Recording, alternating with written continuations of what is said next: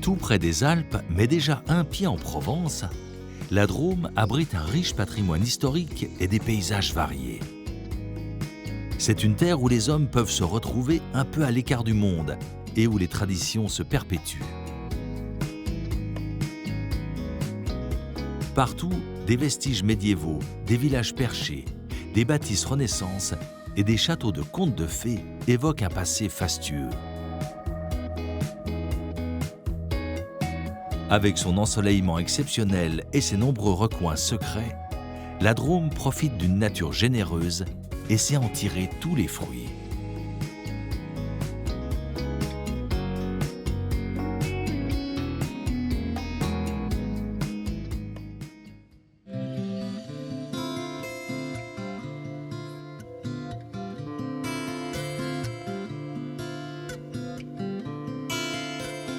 La Drôme parcourt en liberté et sans aucun barrage tout le département du même nom d'est en ouest. Cette rivière méditerranéenne prend sa source dans le Haut-Diois et dévale 1000 mètres d'altitude pour rejoindre le Rhône 100 km plus loin.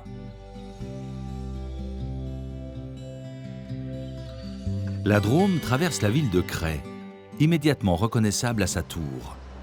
Vestige d'un château du XIIe siècle, l'édifice a servi de forteresse, puis de prison du XVe au XIXe siècle. Avec ses 52 mètres de haut, c'est le plus grand donjon de France. La région présente de multiples visages. En quittant Cray en direction du nord, on franchit rapidement plusieurs cols des contreforts du Vercors pour atteindre de superbes vallées. C'est dans ce lieu idéal de recueillement que les moines cisterciens ont établi une abbaye en 1137. Outre son isolement, Léoncelle présente le rare avantage d'être situé à proximité d'un ruisseau, indispensable à l'établissement de la communauté. En se rapprochant du Rhône, au sud de Cray, le village de Cliouscla est apparu dans les archives dès 947. Cet ancien domaine des évêques de Valence doit sa prospérité à son sol argileux et aux poteries confectionnées ici depuis le XVIIe siècle. Rebelle à l'éclosion de la modernité, le village comptait encore une cinquantaine de potiers en activité jusqu'en 1902. C'est à cette date que Marius Anjaleras a eu la bonne idée de rassembler toutes les compétences en un seul et même lieu de production. Au cours du XXe siècle, la fabrique a dû se renouveler et affirmer son identité face à la concurrence. Odile Cazenave, la co-gérante, ne ménage pas ses heures. Ici, c'est beaucoup de la vaisselle. Là, je suis en train de m'amuser en fait. Avec les pots aux colombas. Pas de m'amuser, mais de me détendre. Parce que sinon, je tourne de l'utilitaire. On est tous quand même bien branchés utilitaires.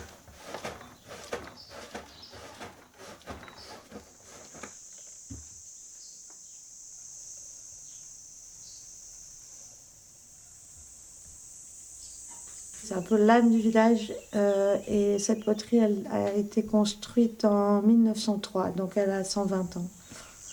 Et au départ, dans le village, tout le monde était plus ou moins potier ou potier paysan.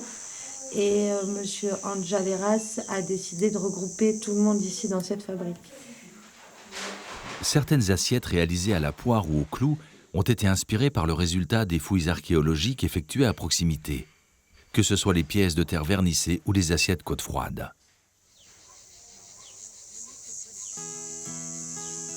Le village voisin de Mirmande possède lui aussi une histoire ancienne. Il doit sa naissance à la famille des Adhémar de Monteil au XIIe siècle, période durant laquelle a été édifiée sa magnifique église romane. Le bourg s'est développé au XIXe siècle grâce à la sériciculture, l'élevage du ver à soie. Avec le déclin de la production, le village a peu à peu été laissé à l'abandon jusqu'à ce qu'un célèbre peintre cubiste, André Lotte, tombe sous son charme dans les années 1920. Sous son impulsion, Mirmande devient un lieu vivant de la création artistique contemporaine. Aujourd'hui encore, le village abrite de nombreux ateliers d'artistes et artisans d'art.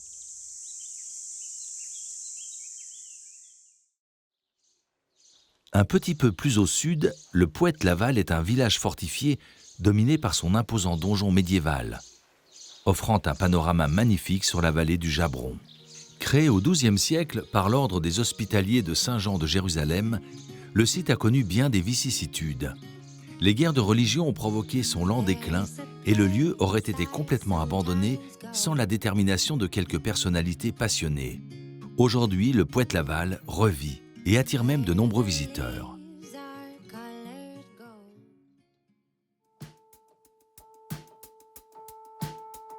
Dans la vallée voisine, la Bégude de Mazinc possède un décor tout aussi bucolique et un atout de taille. D'immenses champs de lavande qui attirent des touristes venus du monde entier. Cette propriété appartient à Odile Guerpillon-Tassy, une ancienne consultante marketing qui a repris cette ancienne ferme il y a quelques années. Elle cultive désormais de la lavande et du lavandin bio sur 9 hectares. Odile transforme ses récoltes en huiles essentielles et en produits cosmétiques, mais elle organise aussi des visites didactiques. Le public a vraiment envie de savoir jusqu'où on peut aller avec la lavande, ce qu'on peut faire, quelles sont les limites de cette plante. Et on l'utilise en aromathérapie, on va l'utiliser en cuisine, on va l'utiliser en cosmétique, on va l'utiliser dans notre quotidien, dans l'entretien de la maison pour apporter cette odeur de fraîcheur. C'est une plante, une huile essentielle qu'on doit avoir tous sous la main, en fait.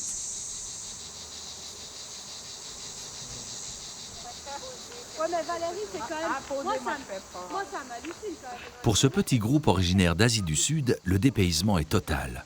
C'est leur premier contact physique avec la lavande.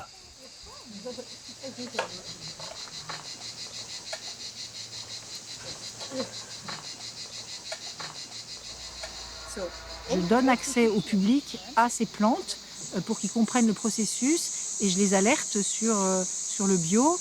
Et alerter sur le bio, c'est pas dire attention danger, c'est au contraire en disant c'est précieux le bio, c'est difficile le bio, ça demande beaucoup de travail, c'est beaucoup d'humilité parce que actuellement par exemple on a des orages et après il fait très chaud, tout le travail qu'on a fait de désherbage, il faut recommencer. Ces huiles essentielles sont extraites dans un moulin à proximité. Au moyen d'un petit alambic, elle explique le principe de la vapeur d'eau qui traverse la matière végétale pour obtenir le précieux extrait. Odile décline cette huile dans une ligne de produits cosmétiques naturels.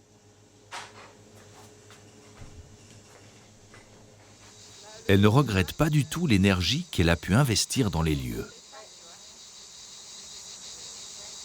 C'est un très beau département, je trouve, à titre personnel, parce que il est très cultivé, il est très agricole.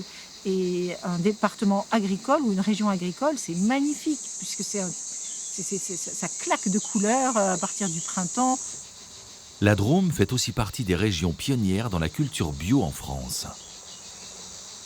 Ça a été longtemps le premier département producteur bio de France. Aujourd'hui, je ne sais pas si on peut encore dire ça, mais en tout cas, il est loin devant...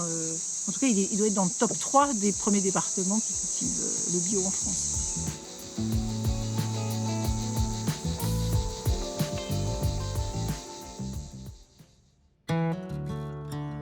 Tout près de l'enclave des Papes, Grignan est l'une des villes emblématiques de la Drôme provençale.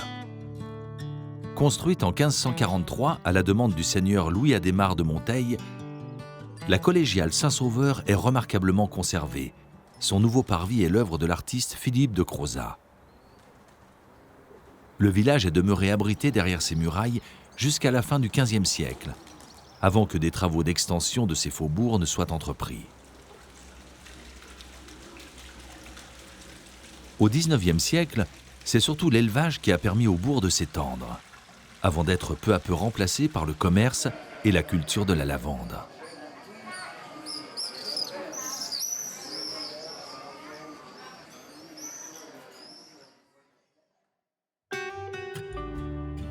Nous partons pour le sud de la région à la découverte des Baronnies, de magnifiques vallées qui flirtent avec la Provence, non loin du mont Ventoux.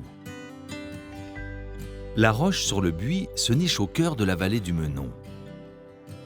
Face au village, la ferme Le Terron s'étend sur plusieurs hectares. Marc et Cécile Vidal y élèvent des brebis mérinos et des chèvres du Rove. Leur fromage est très couru au marché de Buis, tout comme leur huile artisanale réalisée à partir de la tanche, une variété d'olive spécifique de la région. Originaire des Bouches-du-Rhône, la chèvre du Rove est réputée pour la qualité de son lait, avec lequel on produit notamment une fameuse brousse. Comme chaque matin, Fabien, le fils, vient aider Anaïs, la stagiaire en alternance, à traire la 60aine de chèvres. La race de chèvre, c'est la Rove. C'est une race rustique qui fait peu de lait, mais qui a un lait très onctueux, très gras, très riche. Et on a un rendement fromager qui est bien meilleur avec des fromages bien crémeux.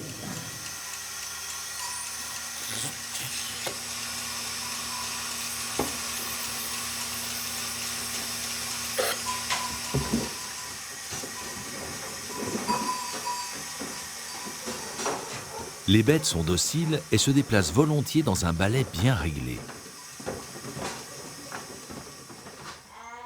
La ferme est gardée par plusieurs chiens. Il faut dire qu'ici, la menace du loup est bien réelle. De son côté, Cécile s'active déjà avec la collecte de la veille. Voilà, ça c'est le lait d'hier. Et 24 heures après avoir mis du lacto et puis de la présure, il s'est séparé en deux, une partie solide qu'on appelle le caillé et une partie liquide qu'on appelle le lactosérum ou le petit lait.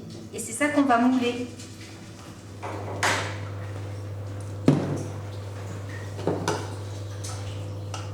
Pour ce soir, ils auront suffisamment égoutté pour que je les retourne. Voilà, donc ceux-là ils sont d'hier. Ils ont déjà été retournés une fois et salés. Et puis, après-demain, je vais les démouler sur des grilles pour qu'ils continuent à s'égoutter. Donc là, ils peuvent se consommer dès maintenant.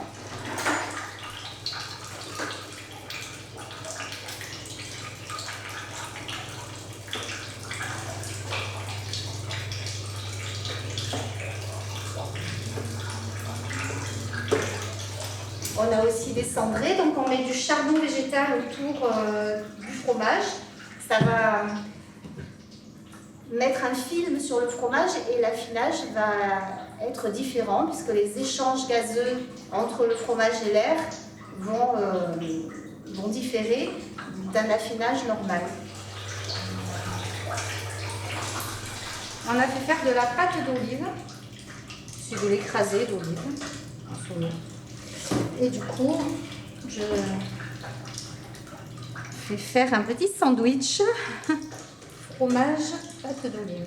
Donc c'est vraiment le goût du terroir.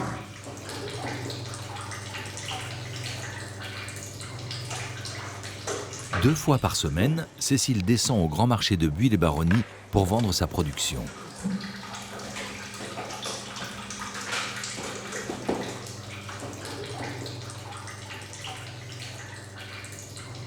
Le modèle agricole qu'on connaissait jusqu'alors disparaît petit à petit. Les grosses exploitations, il n'y a plus beaucoup d'exploitants agricoles, il n'y a plus beaucoup d'éleveurs. Par contre, il y a des gens nouveaux qui arrivent, qui ont envie de vivre différemment, avec peut-être un peu d'autarcie aussi, et qui amènent une autre vision de l'agriculture qui peut être intéressante. On est dans un virage, à mon avis. Cécile ne désespère pas qu'un jour ses enfants reprennent la ferme familiale et inventent un nouveau modèle économique.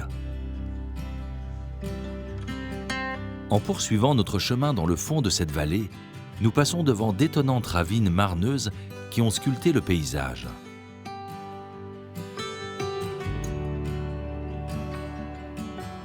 La route nous mène tout près de Tilleuls en pleine maturité, à 1000 mètres d'altitude entre la vallée du Menon et celle du Charhuy. Nous traversons le hameau de Pouette en Persip.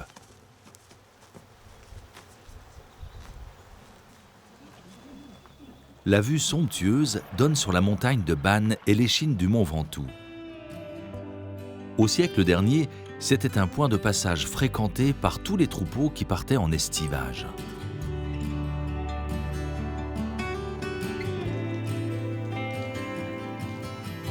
Aujourd'hui, ce sont surtout les randonneurs qui empruntent ces chemins.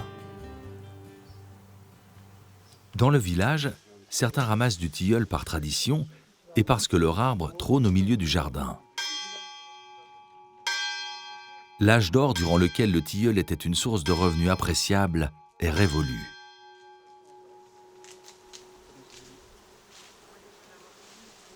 De l'autre côté de la vallée, sur les hauteurs de Rion, Nacha et son équipe se sont cependant spécialisés dans la récolte de ces fleurs dont on fait des tisanes. Nacha est passionnée, mais elle est aussi très musclée. Les propriétaires qui en ont les moyens lui délèguent volontiers cet exercice physique. J'aime bien repasser tous les 3 ans. Comme ça fait de la taille de productivité. Et puis lui, il a le temps de se reformer et refaire des jolis pousses. Là, ça faisait que 2 ans. Mais déjà, c'est bien.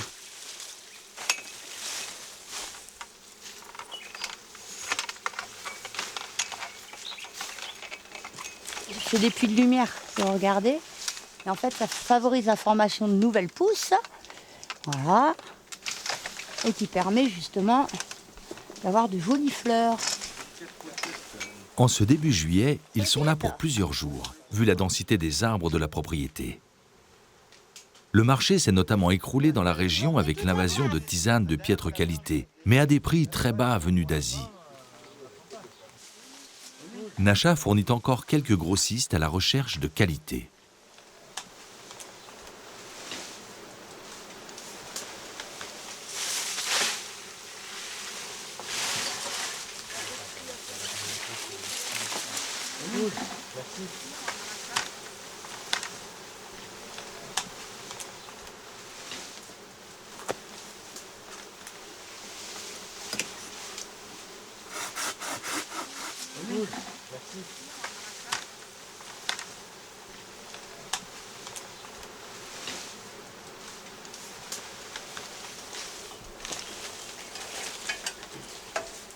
Ramasser du tilleul, oui, c'est une tradition. Il n'y en a plus beaucoup qui le font, mais c'est une tradition quand même.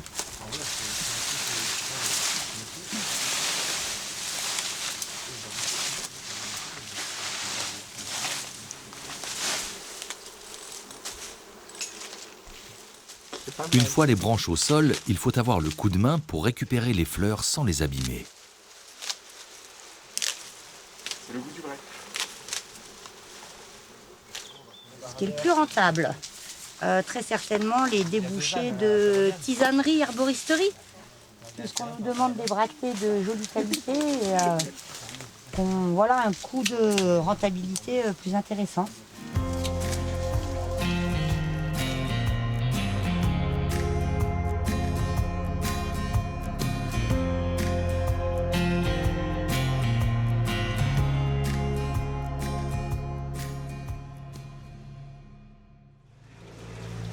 Du côté de Mévouillon, la lavande n'a pas encore bien fleuri. Dans ce hangar en plein air, Marie-Josée Vidal et son équipe s'affairent autour d'immenses bottes de thym. Il s'agit d'une distillerie à l'ancienne, comme il n'en existe quasiment plus. Les fûts sont remplis de thym, tandis qu'en sous-sol, on alimente une chaudière avec des résidus secs des précédentes distillations.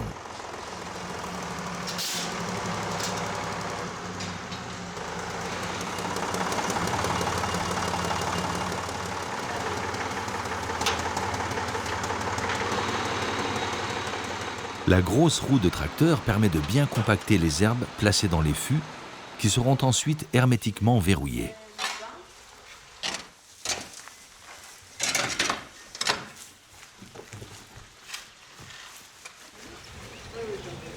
À l'extérieur, par un système de tuyaux, on récupère le produit de la distillation.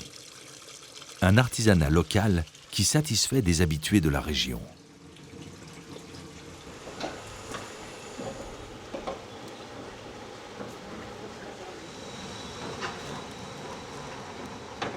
En moins d'1 heure, l'opération est terminée. Il faut maintenant extraire les herbes qui ont été traversées par la vapeur d'eau et qui, une fois séchées, serviront de combustible pour les prochaines fournées.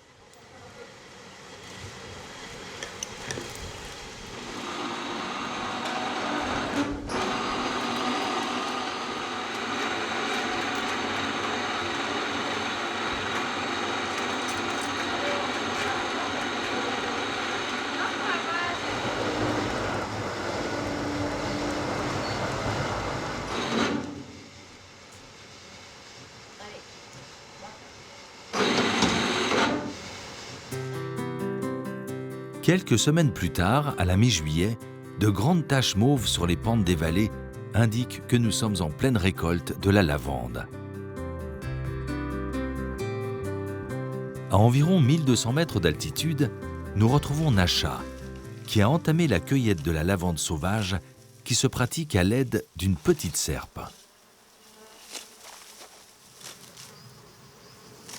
On est sur des lavandes sauvages qui ont des principes actifs puissants.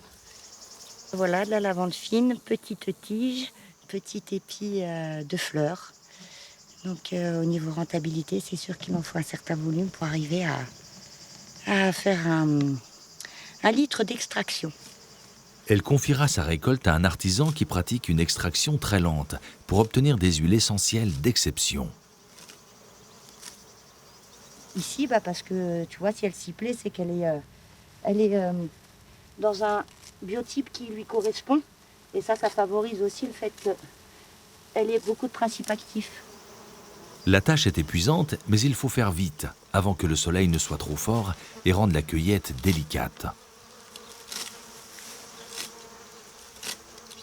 Puis on a les lavandes qui servent à distiller, qui elles sont produites pour avoir une rentabilité au niveau de la distillation. Par exemple, cette lavande sauvage va rendre 6 fois moins, par exemple, qu'une lavande cultivée. Et par rapport au lavandin, c'est 10 à 11 fois moins. La coupe doit se faire avec précision pour assurer un renouvellement de la ressource. Les vivaces, elles ont toujours ce côté boisé, là, et ensuite l'herbacée, ici. On peut voir apparaître les pousses de l'année prochaine, ici, ou voir carrément là. Donc l'idée, c'est toujours de venir couper sans attaquer le bois et laisser les pousses, forcément pour l'année prochaine, sinon on n'aura pas de fleurs, vu que la lavande fleurit sur 2 années. L'année 1, elle pousse, et l'année 2, elle fleurit.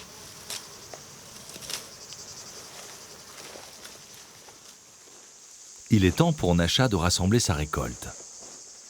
Avec la chaleur, les plantes se protègent et perdent certains de leurs principes actifs.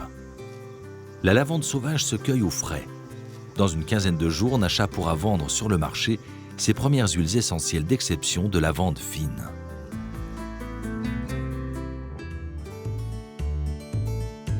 Plus bas dans la vallée, le balai incessant des tracteurs indique que la récolte bat aussi son plein. Elle s'étend du mois de juillet à la fin août.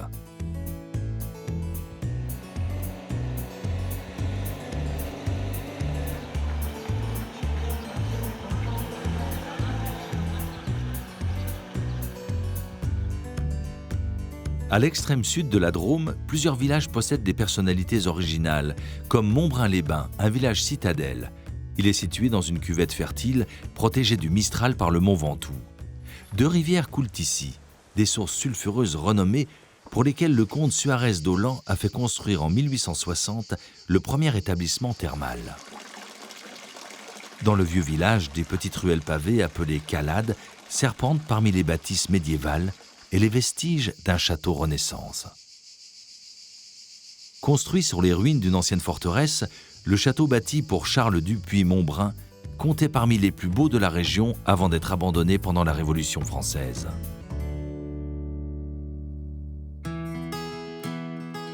À quelques kilomètres de là, Aulan a connu un autre destin. Construit au XIIIe siècle sur un éperon rocheux dominant l'entrée des gorges du Toulourenc, le château est occupé par la famille Suarez d'Aulan depuis 1635. L'édifice primitif a disparu et le château actuel est beaucoup plus vaste puisqu'il englobe les maisons du village inoccupé. Des travaux réguliers de restauration réalisés par la famille ont permis de sauvegarder ce patrimoine unique et de l'embellir. Ce territoire était très marqué donc, par des identités locales et par des seigneurs qui défendaient donc, ce territoire. Et donc ils le surveillaient de part en part, et avec un territoire commerçant, marchand et relativement riche.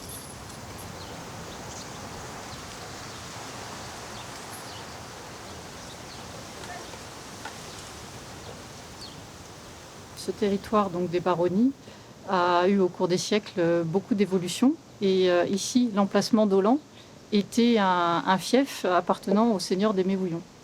Et au cours des siècles, cela a évolué.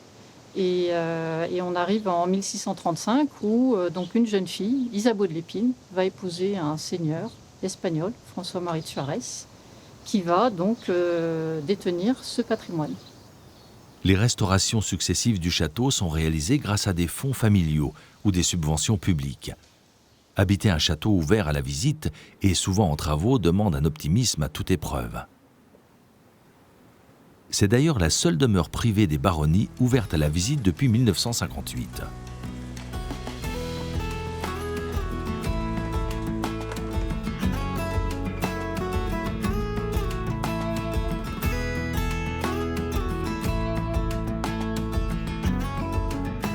Toutes ces vallées que nous venons de parcourir convergent vers Buis-les-Baronnies.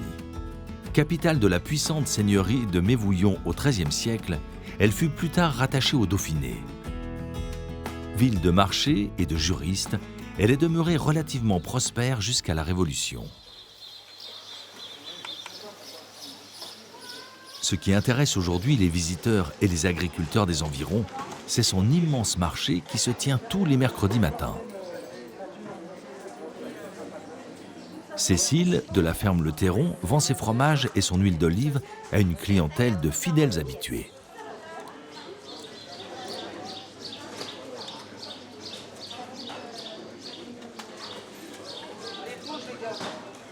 De l'autre côté des arcades, Nacha a reçu ses premières huiles essentielles de lavande fine sauvage.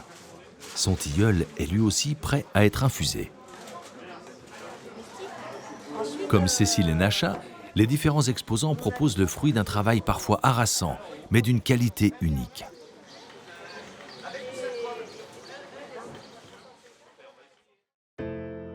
Nous remontons maintenant vers le nord de la Drôme, en longeant les Hautes-Alpes pour arriver en pays d'Iwa. C'est un univers minéral chahuté. Ce site est nommé le Claps. Il a été créé en 1442 suite à un éboulement du flanc sud du pic de Luc. La chute d'énormes blocs de pierre a engendré la création de 2 lacs, aujourd'hui asséchés. Seule une petite retenue subsiste pour le plus grand bonheur des estivants.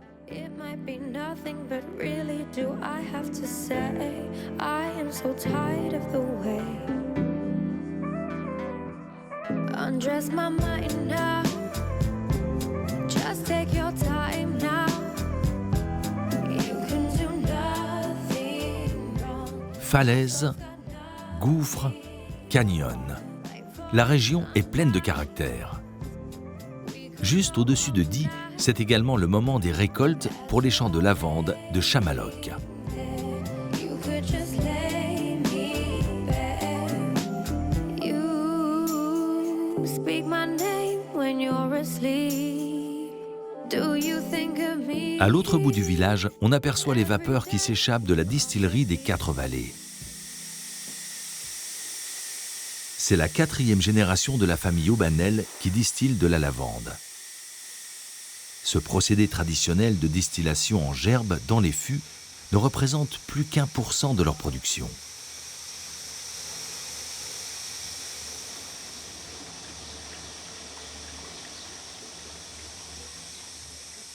Aujourd'hui, pour pouvoir répondre aux exigences des laboratoires en termes de volume et de qualité, les exploitants ont décidé d'investir dans du matériel de pointe.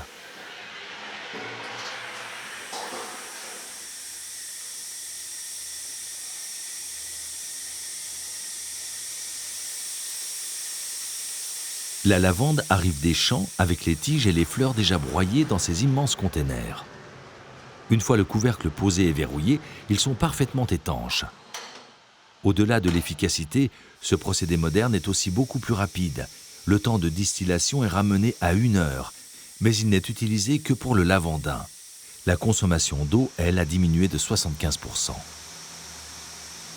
La vapeur d'eau chargée d'essence est refroidie plus bas dans les cuves. L'huile essentielle, non miscible dans l'eau et plus légère qu'elle, va surnager. Il ne restera plus qu'à l'extraire de la surface.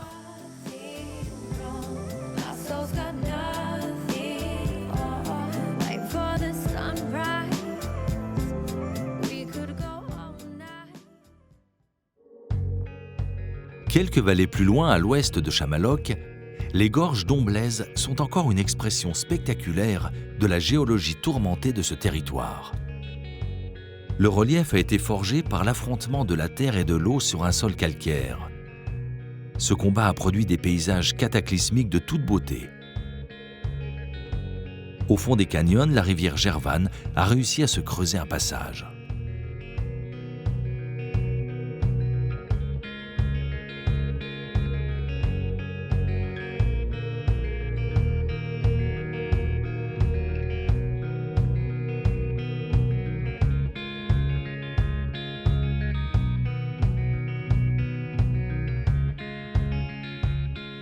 À quelques kilomètres de là, la Gervanne bouscule à nouveau le paysage, avec la chute de la Druise, prisée par les amateurs de cascades. Haute de 72 mètres, elle est encerclée par de hautes parois rocheuses et tombe avec fracas, provoquant un crachin permanent bien rafraîchissant en été.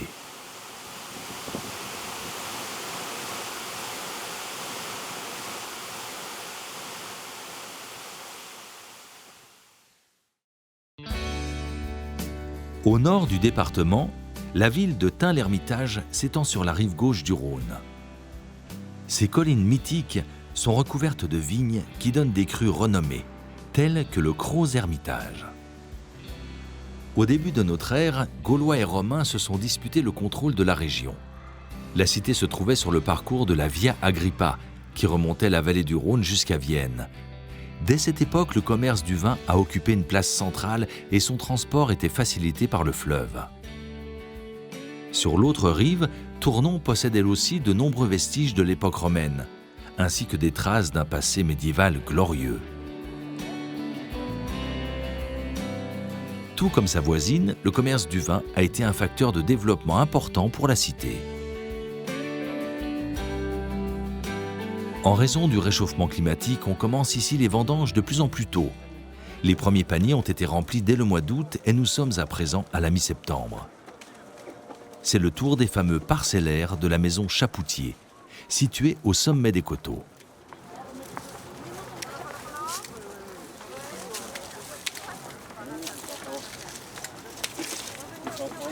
Nous nous trouvons donc sur la cime de l'Ermitage, donc sur le lieu-dit l'Ermite.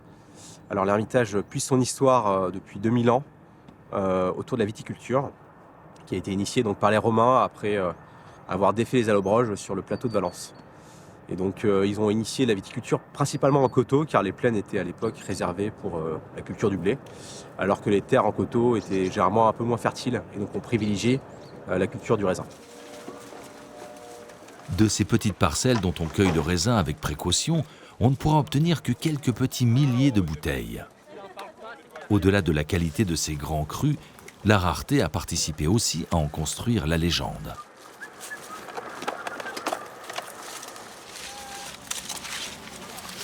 Si les Romains se sont installés en fait ici, c'était aussi parce qu'il y avait le Rhône qui permettait de desservir tout l'Empire en vin. Évidemment, il a son influence. Il faut rappeler que le Rhône va du nord au sud, sauf ici où il va de l'ouest en est. Donc ça crée vraiment un climat qui est propice à l'Ermitage et unique. Si les moines cisterciens avaient décelé au XIVe siècle les parcelles magiques des climats de Bourgogne, bien avant eux, les Romains avaient compris que ces collines pouvaient produire un cru exceptionnel. Il faut imaginer qu'à la cime de l'Ermitage, les sols sont très peu profonds. On parle de 35 cm de fond. Donc la vigne a besoin d'aller puiser en profondeur les nutriments dont elle a besoin pour vivre.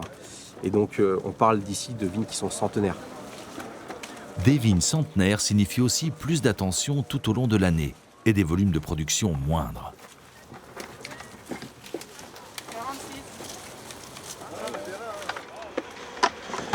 Donc la vigne, elle était là historiquement, puisque le cépage Syrah, lorsqu'on a travaillé sur son génome, on s'est rendu compte qu'il était issu du Durésa de l'Ardèche et de la Mondeuse Blanche de Savoie.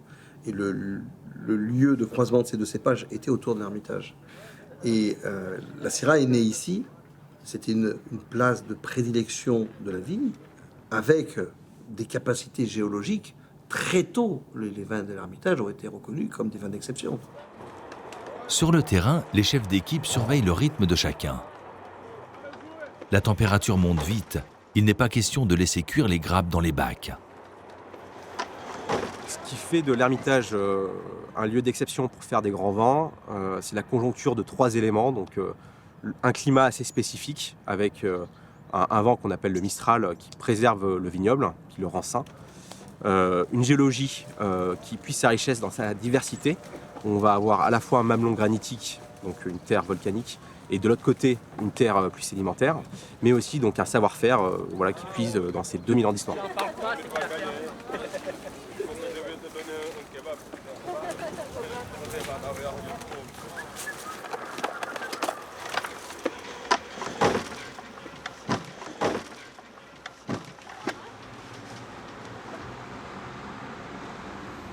Dans le coteau, on a une meilleure captation de la richesse solaire.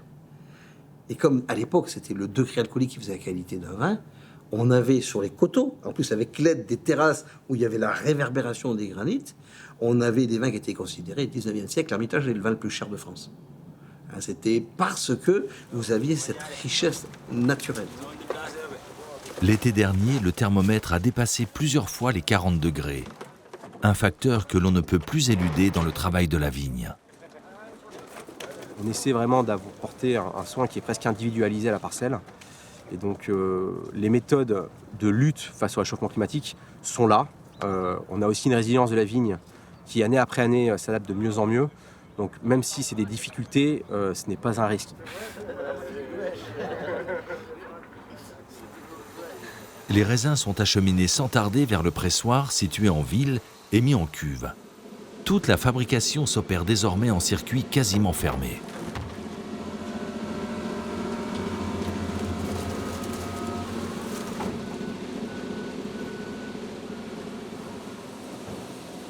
L'ensemble des cuves réparties suivant les parcelles et les appellations possède des trappes qui permettent de suivre l'évolution de la fermentation.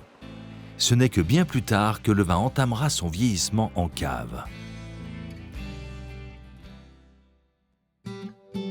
Ce que l'on sait moins à propos de la Drôme, c'est que c'est aussi un pays de montagne.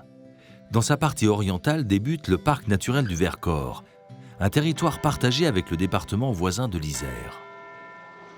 La chapelle en Vercors est un peu la plaque tournante de cette zone de moyenne montagne au climat parfois rude.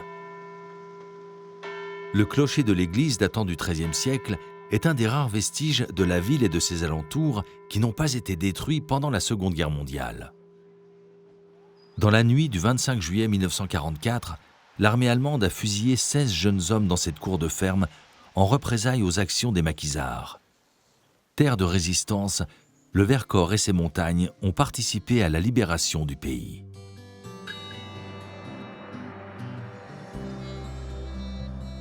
C'est sans doute à la fin de l'automne que la région se pare de ses plus beaux paysages. Les forêts sont encore pleines de couleurs, les hauts plateaux qui mènent à la Sambu ont reçu leur première neige, et la vallée située entre Saint-Julien et Saint-Martin en Vercors n'est pas encore entrée dans l'hiver.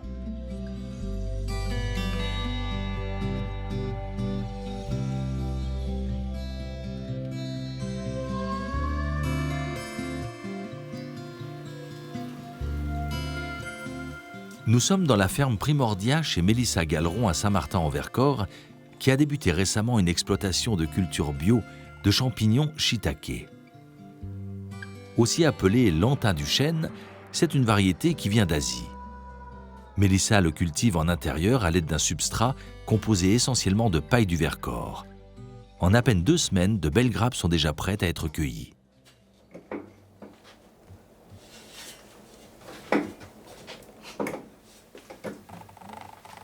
Donc ce sont des champignons qu'on pourrait cultiver aussi en extérieur, mais moi je le produis à l'intérieur pour avoir un volume stable toute l'année et avoir des cueillettes régulières pour pouvoir proposer au restaurant toutes les semaines des champignons. Et donc je ne suis pas tributaire du climat.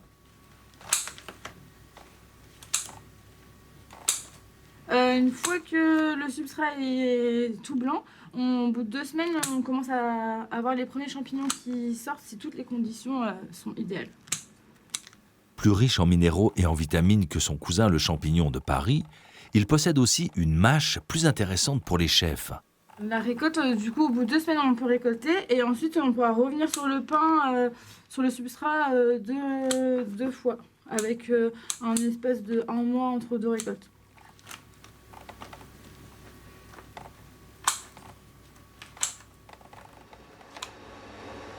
Mélissa livre régulièrement les bonnes tables des environs et les marchés et épiceries bio, ravie d'avoir à disposition des produits frais toute l'année.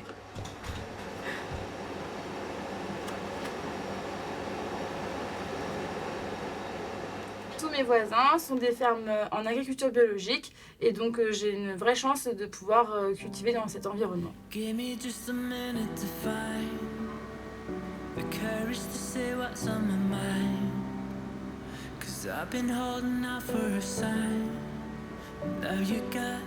Elle complète son offre avec des pleurotes qu'elle cultive de la même manière avec de très bons résultats.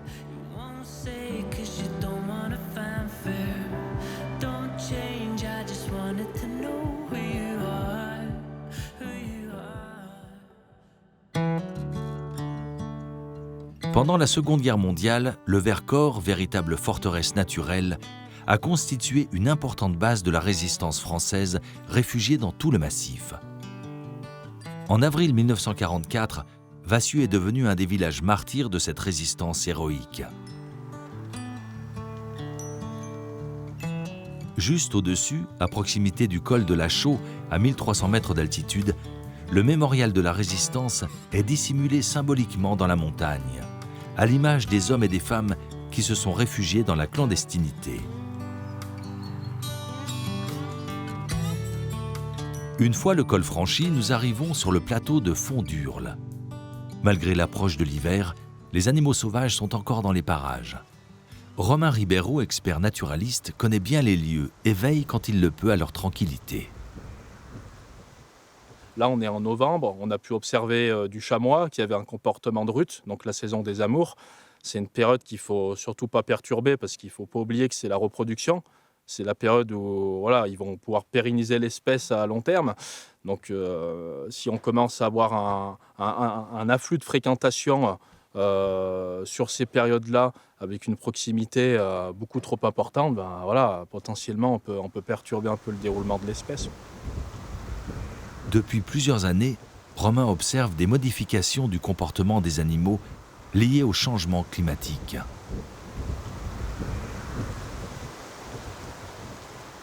On a des populations de bouquetins qui évoluent à 300-400 mètres d'altitude et qui aujourd'hui commencent à ressentir l'effet de ces changements météo, on va dire. Malgré ça, pour l'instant, l'espèce se porte bien. On a environ 1000 animaux sur le massif.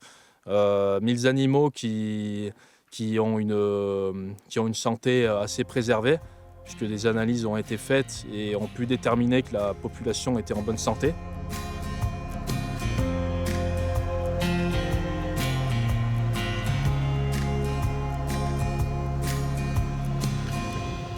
Turn and leave it all behind. Another leaf, another life.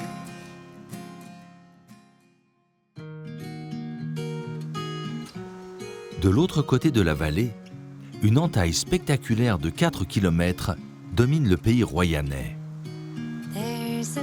Face au cirque de Combe-Laval, une route tracée à Même-la-Roche relie Saint-Jean-en-Royan et le col de la Machine.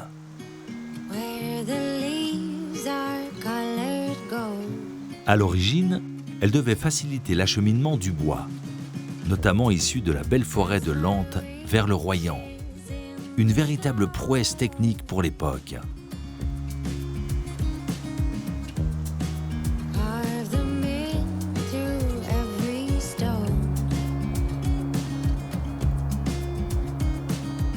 Combe-Laval désigne ce que l'on appelle une échancrure géologique dans le plateau calcaire du Vercors, créant ainsi un décor vertigineux de part et d'autre de la faille.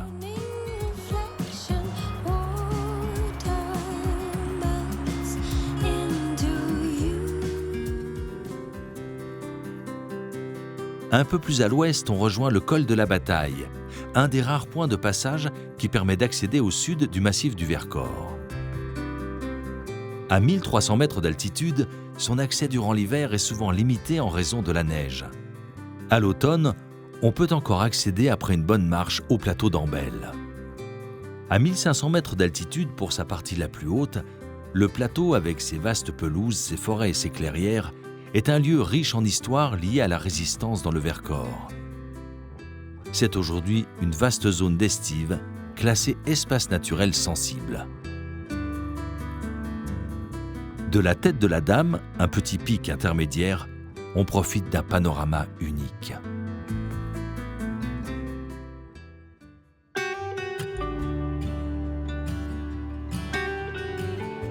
À la mi-janvier, nous repartons dans le sud du département, à Nyons, à l'occasion des récoltes de la fameuse olive dont les champs entourent la ville. Peuplée déjà il y a plus de 5000 ans, la cité a connu une période particulièrement prospère à partir du XIVe siècle, comme en témoigne l'édification du pont roman construit entre 1341 et 1409.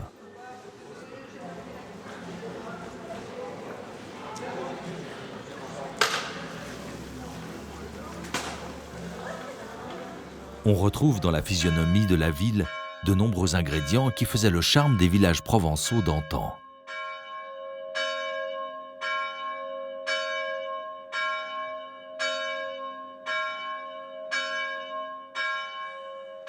Au centre du quartier des Forts de Nyons, la tour Randonne est le monument emblématique de la ville. Ce donjon a été transformé en chapelle Notre-Dame de Bon Secours en 1863. Entourée d'anges, la statue de la Vierge Marie mesure 3,50 m de haut.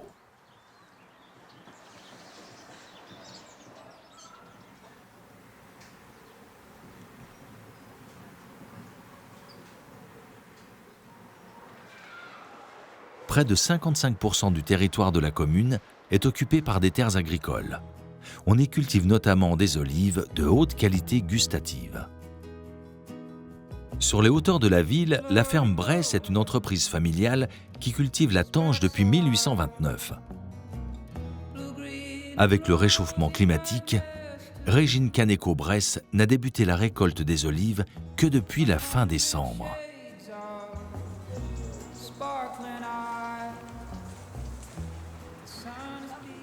La nuit dernière, il a encore neigé sur les sommets des environs.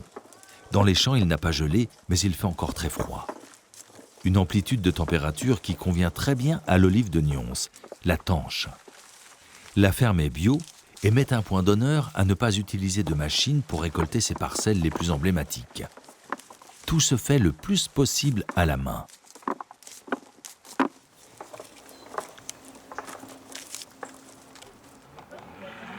Donc l'olive de Nyons, quand elle est cueillie pour la table, est cueillie à maturité complète et donc bien noire, entre guillemets, et surtout fripée. Ce qui fait friper l'olive de Nyons, c'est le fait d'une descente de sève par le froid. Donc l'olive perd, disons, la sève et l'eau qui est à l'intérieur pour friper, quoi. Et après, des fois, il peut arriver que 10 jours après, il refasse chaud, elle redevienne lisse, quoi. C'est vraiment presque une chambre à air, une olive, quoi. Quand il fait chaud, elle gonfle, et quand il fait froid, elle se dégonfle. C'est un peu ça, quoi. L'olive est protégée par une appellation AOP. Elle est tout autant recherchée comme olive de table que pour son huile.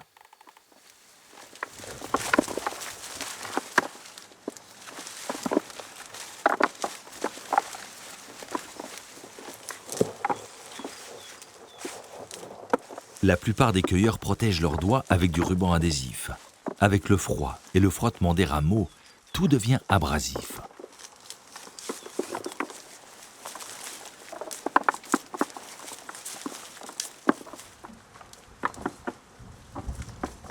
Donc le terroir pour l'olive de Nyons, c'est un sol bien drainant, plutôt caillouteux, et un froid l'hiver, de la chaleur l'été, pas trop d'humidité. Voilà, c'est un ensemble, un terroir.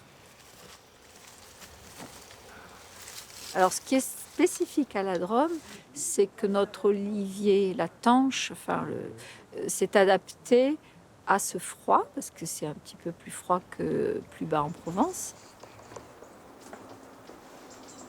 Pourtant, en 1956, un gel terrible a éradiqué une grande partie des arbres de la famille. La plupart ont pu repousser grâce à des pousses secondaires, ce qui explique que certains aujourd'hui donnent l'impression d'avoir 2, voire 3 troncs.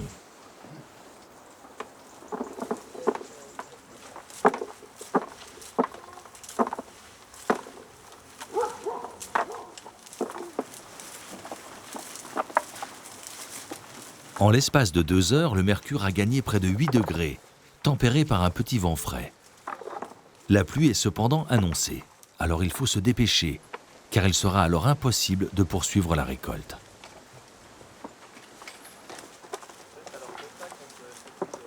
Même si les rendements sont légèrement inférieurs à ceux de l'année précédente, les olives sont belles, fripées à souhait, et prêtes à être emmenées au pressoir situé plus bas dans la ville.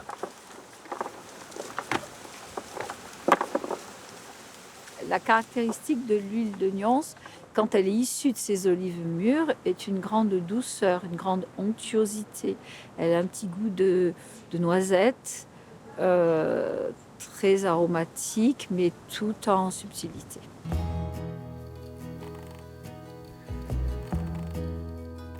On cultive l'olive depuis plus de 2000 ans dans les baronnies.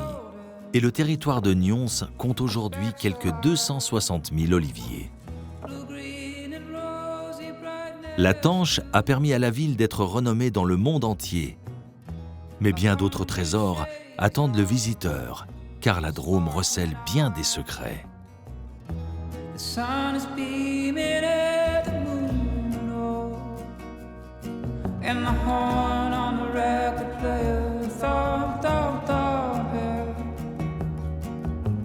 Hearts and feet of the people jump, jump, jump.